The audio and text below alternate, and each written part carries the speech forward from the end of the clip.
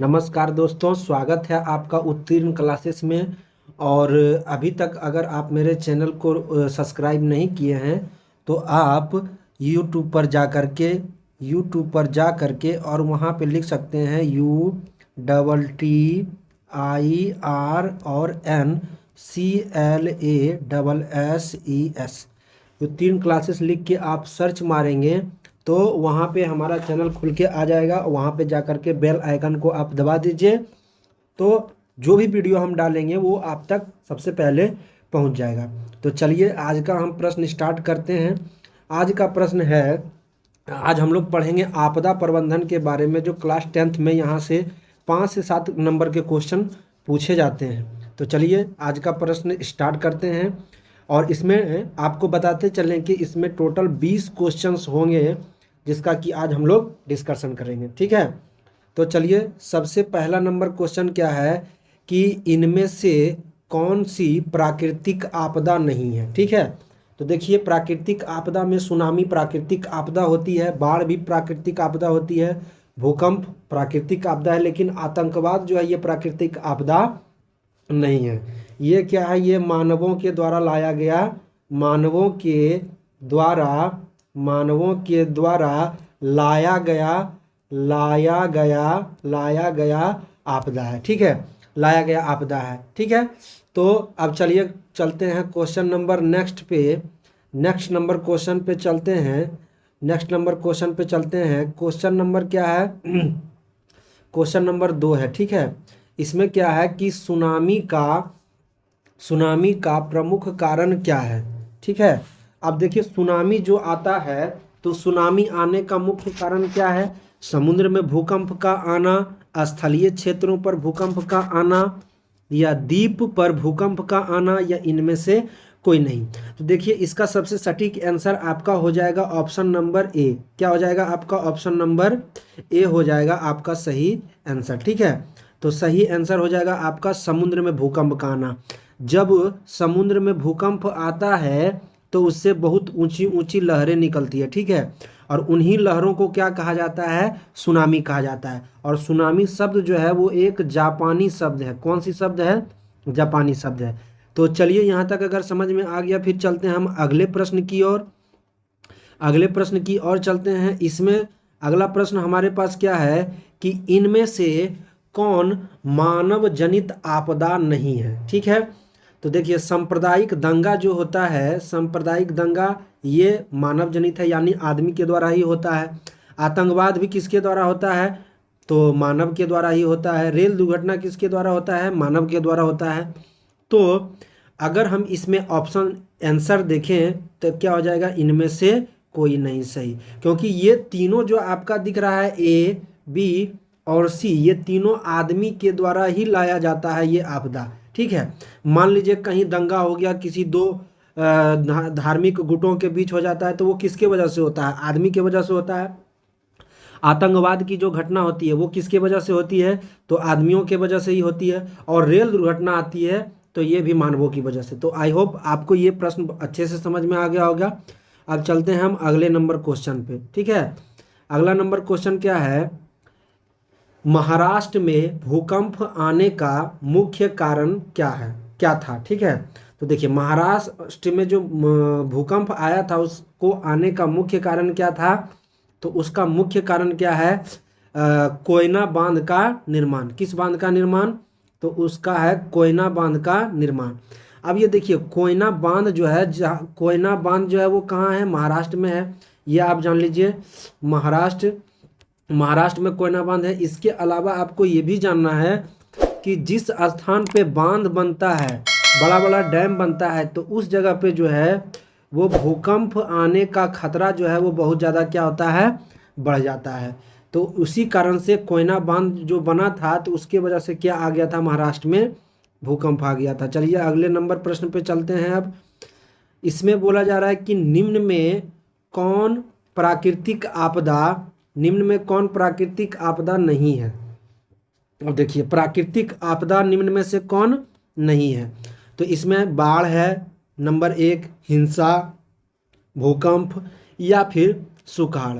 अब देखिए प्राकृतिक आपदा नहीं है, तो देखिए हिंसा जो है, आपका हिंसा जो है, ये देखिए बी नंबर ऑप्शन हिंसा, ये जो है आदमी के द्वारा होता है, ठीक है, ये प्राकृतिक के द्वारा नहीं होता है।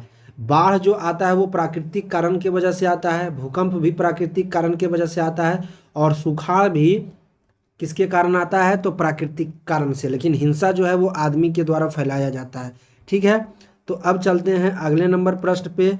अगले नंबर प्रश्न में भूकंप किस प्रकार की आपदा है, महामारी, जलीय, प्राकृतिक या वायुमंडलीय। तो देखिए महामारी, ये जो भूकंप है ये किस प्रकार की आपदा है, तो ये हमारा हो जाएगा प्राकृतिक आपदा है। कैसी आपदा है, तो प्राकृतिक आपदा है, ये खुद ब खुद आती है, इसको कोई लाता नहीं है।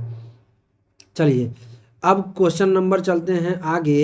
इसमें हम जानते हैं क्वेश्चन नंबर 7, इनमें कम विनाशकारी आपदा कौन है, ठीक है, भूस्खलन, सुनामी, बाढ़ या सूखा।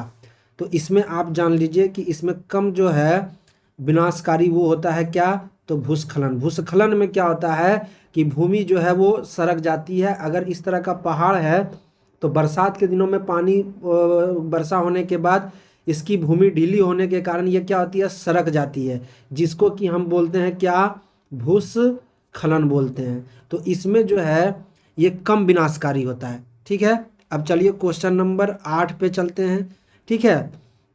इसमें क्या बोला जा रहा है, सुनामी किस भाषा का शब्द है, सुनामी किस भाषा का शब्द है। तो इसमें देखिए सुनामी जो है वो आपको बताए थे कि जापानी भाषा का एक क्या है, ये शब्द है।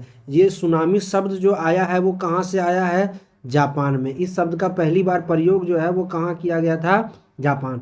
और जापान की राजधानी आपको पता होनी चाहिए, जापान की राजधानी कहाँ पे है, तो ये है टोक्यो। कहाँ पे है, टोक्यो है, इसको भी आप याद रखिएगा। चलिए अब प्रश्न संख्या चलते हैं 9 पे, प्रश्न संख्या 9 पे चलते हैं। बिहार में भूकंप कब आया था, ठीक है। तो बिहार में भूकंप कब आया था, तो ये आया था आपका 1900, बिहार में भूकंप आया था 1997 में। ऑप्शन नंबर डी जो है इस प्रश्न का सही आंसर हो जाएगा, 1997 में भूकंप आया था, ठीक है। इसके बाद क्वेश्चन नंबर 10 पे आते हैं, इनमें कौन विस्तृत क्षेत्र को प्रभावित करने वाली आपदा है। तो ये देखिए इसमें विस्तृत क्षेत्र में प्रभावित करने वाली आपदा आपका क्या हो जाएगा, ये हो जाएगा आपका ओजोन परत का क्षरण हो जाएगा। क्या हो जाएगा, ओजोन परत का क्षरण। देखिए सबसे भयानक यह आपदा हो जाएगा, क्योंकि हमारी जो पृथ्वी है तो पृथ्वी के वायुमंडल में ओजोन गैस है। ओजोन गैस का लेयर ये क्या करता है कि सूर्य से आने वाली हानिकारक किरणों को, पराबैंगनी किरणों को पृथ्वी तक पहुंचने में क्या करती है, उसको रोकती है।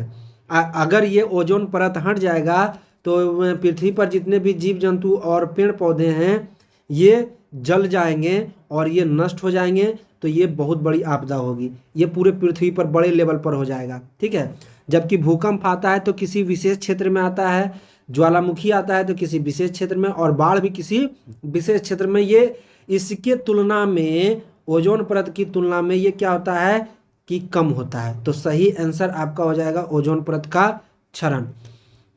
अब चलिए क्वेश्चन नंबर चलते हैं 11 में, बंगाल की खाड़ी का चक्रवात किन महीनों में भयानक होता है। तो देखिए ये जो है बंगाल की खाड़ी में जो भयानक चक्रवात जो आता है वो आपका आता है अक्टूबर से नवंबर के बीच में। कब आता है, अक्टूबर से नवंबर के बीच में, याद रखिएगा इसको। अगला प्रश्न क्या है हमारा, अगला प्रश्न है हमारा, इनमें कौन भूस्खलन से अधिक प्रभावित होता है, कश्मीर और उत्तराखंड, उड़ीसा और आंध्र प्रदेश, झारखंड या मध्य प्रदेश। देखिए आपको हम बताए थे कि भूस्खलन की जो क्रिया होती है ये सबसे ज़्यादा पहाड़ी वाले क्षेत्रों में होती है, या जहाँ पे पहाड़ होता है उसी स्थान पर। तो आपका सही आंसर हो जाएगा कश्मीर और उत्तराखंड, ठीक है, कश्मीर और उत्तराखंड हो जाएगा। और अगर आपको वीडियो अच्छा लग रहा है तो वीडियो को आप लोग जो है अपने दोस्तों तक इसको शेयर जरूर कीजिए, ठीक है, जरूर कीजिए इसको शेयर, और अपने दोस्तों में मेरे इस वीडियो को सब्सक्राइब भी कीजिए और उसको वहाँ पे देखिए भी, ठीक है। तो इसमें ताबड़तोड़ जो है वो मैट्रिक का हम क्वेश्चन दे रहे हैं इसमें, और आपको मिलते रहेगा। अगला क्वेश्चन, इनमें कौन भारत का सूखा क्षेत्र माना जाता है? ठीक है, भारत का सूखा क्षेत्र किसको माना जाता है? तो ये देखिए, ये तो आपका हो जाएगा, देखिए पूर्वी राजस्थान, मध्य प्रदेश, कर्नाटक का पठारी कर्नाटक का पठारी क्षेत्र। तो आपका ऑप्शन नंबर इसमें हो जाएगा क्या, डी सही हो जाएगा आपका। इनमें सभी ये सबको सूखा क्षेत्र के अंतर्गत इन तीनों को माना जाता है। ठीक है, और अब चलते हैं प्रश्न संख्या 14 पे। भूकंप का मापन किसके द्वारा किया जाता है? ठीक है, तो देखिए भूकंप का मापन किसके द्वारा किया जाता है? तो रिएक्टर स्केल के द्वारा। ठीक है, और अगर आपसे क्वेश्चन पूछ दे कि भूकंप का मापन किस यंत्र के द्वारा किया जाता है, अगर यंत्र रहेगा तो आपका हो जाएगा सिस्मोग्राफ। लेकिन यहाँ पे बोल रहा है कि किसके द्वारा किया जाता है, तो यहाँ हो जाएगा क्या, रिएक्टर स्केल पर उसको मापन करते हैं भूकंप का। ठीक है, अब चलते हैं प्रश्न संख्या 15। ठीक है, इनमें कौन मानव जनित आपदा है? तो मानव जनित आपदा जो है अभी तुरंत बताए थे, इसमें हो जाएगा आपका दंगा हो जाएगा, फिर आतंकवाद, महामारी। तो इसका सही आंसर जो है ऑप्शन नंबर डी हो जाएगा, इनमें सभी। ये सभी जो है वो मानव जनित आपदा है। ठीक है, प्रश्न संख्या चलते हैं 16। भोपाल गैस त्रासदी किस प्रकार की आपदा थी? तो ये देखिए, ये तो देखने से ही पता चल रहा है कि ये किस तरह की आपदा थी। तो ये मानव जनित आपदा थी, मानव जनित और उसके बाद क्या थी, आपदा थी। इसमें जानते हैं, इसमें MIC गैस का जो है वो रिवाज हुआ था, जिसको कि हम लोग मिथाइल आइसोसाइनाइड बोलते हैं, मिथाइल आइसोसाइनाइड। और इसमें बहुत, ये 1984 में हुआ था और इसमें बहुत सारे लोगों की मृत्यु हो गई थी। और ये घटना कहाँ हुई थी, भोपाल में हुई थी। ठीक है, तो चलिए अब चलते हैं अगले प्रश्न पे। इसमें क्या बोला जा रहा है, सुनामी क्या है? एक ज्वालामुखी पहाड़ है, या ऑप्शन नंबर बी वर्षा ऋतु में नदियों में बाढ़ आना है, या सूर्य की भीषण गर्मी है, या विनाशकारी समुद्र की लहरें हैं। तो आपका ऑप्शन हो जाएगा सही डी। ये क्या है, ऑप्शन नंबर डी हो जाएगा। सुनामी जो है समुद्र में आने वाली बहुत बड़ी बड़ी लहरें होती है, जो समुद्र तट के पास बने बड़े घरों को क्या कर देती है, ये नष्ट कर देती है और तबाही मचाने का काम करती है। ठीक है, तो अब चलते हैं 18 नंबर क्वेश्चन पे। प्राकृतिक आपदा किसे कहते हैं? ठीक है, निम्न विकल्प में से सबसे अधिक सही किसको माना जाएगा? ठीक है, तो देखिए प्राकृतिक आपदा हम लोग किसको कहेंगे? प्राकृतिक आपदा हम लोग उसको कहेंगे जिसमें धन जन को व्यापक रूप से हानि पहुंचाने वाली आकस्मिक दुर्घटनाओं को, यानी वैसी घटना जो अचानक हो जाती है और बहुत बड़े व्यापक रूप पर क्या करती है, जाल और माल की हानि पहुंचाती है। इस तरह के घटना को हम लोग क्या बोलते हैं, इस तरह के घटना को बोलते हैं प्राकृतिक आपदा बोलते हैं। ठीक है, प्राकृतिक आपदा बोलते हैं। ठीक है, नेक्स्ट क्वेश्चन की ओर चलेंगे हम लोग। तो क्वेश्चन नंबर आ जाते हैं हम लोग 19 पे। ठीक है, 19 नंबर क्वेश्चन क्या है, आपदा प्रबंधन किसे कहते हैं? ठीक है, तो आपदा प्रबंधन देखिए, इसका आंसर हो जाएगा सी। प्राकृतिक आपदाओं के दुष्परिणाम को कम करने के उपाय इसमें किया जाता है। प्राकृतिक आपदाओं के दुष्परिणामों को कम करने का उपाय किया जाता है। देखिए प्राकृतिक आपदा जो होती है उसको हम रोक तो नहीं सकते हैं, लेकिन हम उसको बहुत हद तक क्या कर सकते हैं, कम कर सकते हैं। उससे जो होने वाला नुकसान है, जो क्षति है, उसको हम लोग बहुत ही कम कर सकते हैं। ठीक है, अब चलिए अगले प्रश्न की ओर चलते हैं। अगला प्रश्न हमारा क्या है, तो आप देख लीजिए, ये आपका आज का लास्ट क्वेश्चन है। बाढ़ प्रबंधन में किस बात पर सबसे अधिक ध्यान देना चाहिए? ठीक है, तो देखिए सबसे अधिक ध्यान देना चाहिए कि नदी के दोनों और तटों का निर्माण होना चाहिए। मान लीजिए ये कोई नदी है और इसके दोनों तरफ अगर तट का निर्माण बढ़िया से अगर हो जाए तो क्या होगा कि नदी का पानी जो है वो बह के इधर नहीं बाहर नहीं जा पाएगा। क्योंकि बाढ़ क्यों आता है, जब नदी में ज़्यादा पानी आ जाता है, ओवरफ्लो होने लगता है, तो उस स्थिति में क्या होता है कि नदी का पानी गांव में शहर में घुस जाता है, उस परिस्थिति में जो है लोगों को बाढ़ का सामना करना पड़ता है। तो हम क्या कर सकते हैं, इसके किनारे में बड़े बड़े बांध का निर्माण करने से क्या होगा कि हम उसको बाढ़ आने से रोक सकते हैं।